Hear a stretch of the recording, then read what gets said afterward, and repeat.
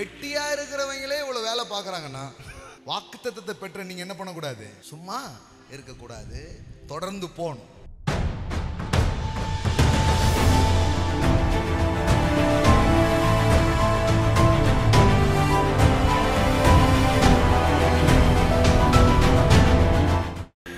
அவர்கள் தன்னோடு வாக்குவாதம் பண்ணினபடினால் அந்த துறவுக்கு என்ன பேர் வச்சான்? எல்லாம் சொல்லுங்க, ஏசேக்கு. ஆமென், ஏசேக்கு என்று அதற்கு பெயரிட்டான். சரி, ஓகே, நெக்ஸ்ட். எல்லாம் சொல்லுங்க, வேறொரு துறவை வெட்டினார்கள், அதை குறித்தும் ஆகையால் அதற்கு சித்தனா என்று. நீ நல்லா கவனிங்க, நீங்க வாக்குத்தத்தத்தை பெறுறீங்க, ஆனா வழியில எல்லாம் என்னவா இருக்கு?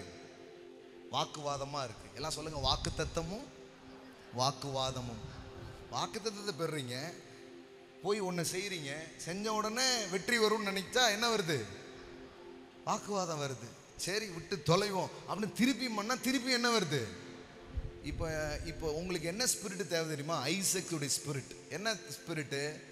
எத்தனை முறை வந்தாலும் மறுபடியும் தொடர்ந்து செய்கிற அந்த ஆவி ரொம்ப ரொம்ப முக்கியம். பாருங்களேன், பின்பு அவிடம் விட்டு பெயர்ந்து போய் வேறொரு துறவை வெட்டினான். இப்ப என்ன தெரியுமா? வாக்குத்தத்தத்தை பெற்ற நீங்க வெற்றதை நிறுத்த கூடாது. ஆமென். வெட்டியா இருக்கிறவங்களே இவ்வளவு வேலை பார்க்கறாங்கன்னா வாக்குத்தத்தத்தை பெற்ற நீங்க என்ன பண்ணக்கூடாது? சும்மா இருக்கக்கூடாது, தொடர்ந்து போகணும்.